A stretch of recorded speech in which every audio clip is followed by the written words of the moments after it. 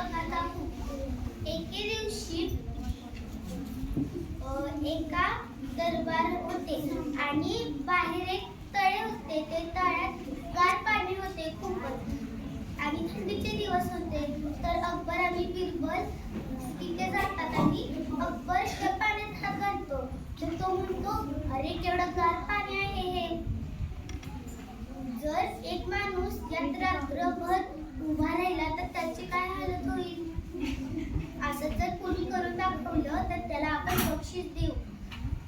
आणि मग तो दरबारात जाऊन सगळ्या शिपायांना बोलवतो आणि म्हणतो की ही बातमी पूर्ण शहरात पसरवा की राजवाड्यासमोरील तळ्यात जो पूर्ण रात्र काढेल त्याला बादशाह एक सोन्याचा मोहर देईल. हे शिपायांनी सगळीकडे ही बातमी पसरवली व 4-5 जणांनी त्यात भाग घेतला. पण ते एका तासातच त्या पाण्यातून बाहेर निघले. ही बातमी एका गरीब तरुणाला कळते. तो दरबारात येतो आणि शिपायांना म्हणतो, मी या पाण्यात रात्रभर थांबायला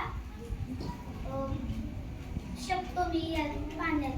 मग सगळे म्हणले की अरे तुझ्यासारखे किती आले आणि एका तासातच निघून गेले. मग तो म्हणला, नाही मी हार नाही म्हणणार, मी रात्रभर त्या पाण्यात उभा राहील.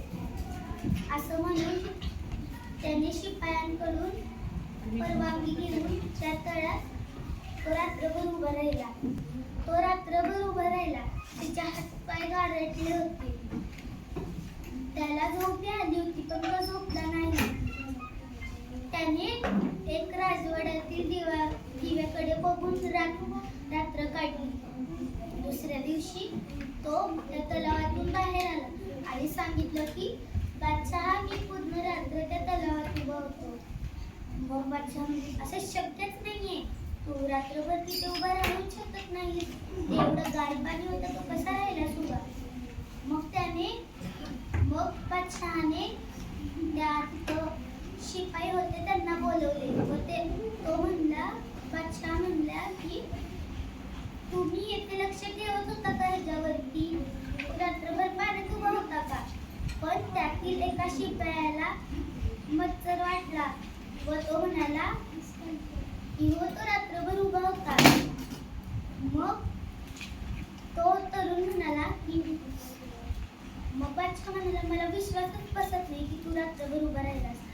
मग तो म्हणला, राजवाड्यातील जो दिवा होता त्याच्याकडे बघत बघत मी कशी तरी रात्र काढली, मला माझं बक्षीस द्या ना, असा तो म्हणत होता.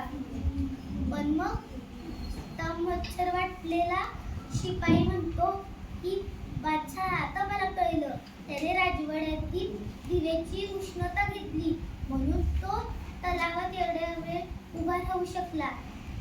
मग बादशाह म्हणला, आता तुला बक्षीस नाही मिळू शकणार, तू जा आता इथून.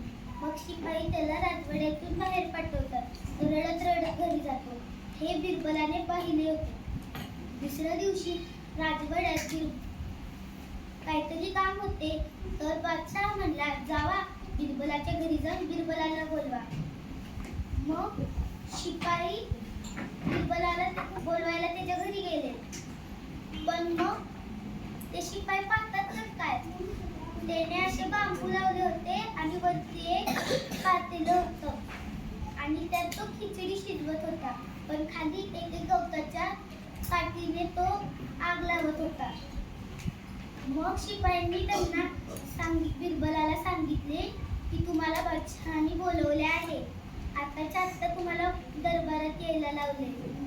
मग तो म्हणला, बिरबल म्हणाला की अरे थांबा, माझी एवढी खिचडी शिजू द्या, मग मी येतो. बादशहाला सांगा माझी खिचडी शिजल्यावर मी नक्की येतो. मग शिपाई जातात आणि बिरबल बादशहाला सगळं सांगतात. मग थोड्या वेळ अजून थांबतात ते, पण लगेच मग परत ते दुसऱ्या शिपायांना पाठवतात. त्या पण शिपायांना बिरबल तेच सांगून परत पाठवतो. हे असंच चालू राहिलं. मग बादशाह सगळ्यांना घेऊन बिरबलाच्या घरी गेला आणि बघतो तर काय, त्याने एवढ्या वरती पातेलं लावलं होतं पण खाली एका छोट्याशा पाटीने तो आग लावत होता. हे पाहून बादशाह त्याला म्हणाला, अरे मूर्खा, एका कांडीने ते कसं जळेल आणि ते पण एवढ्या वरती लावलंयस तू. मग बिरबल म्हणला, जरा विचार करा, तो राजवाड्यातील दिवा त्या माणसापर्यंत कसा पोहोचेल बरं, आणि त्याला त्याची उष्णता कशी लागेल. हे पाहून बिरबल असं सांगतो.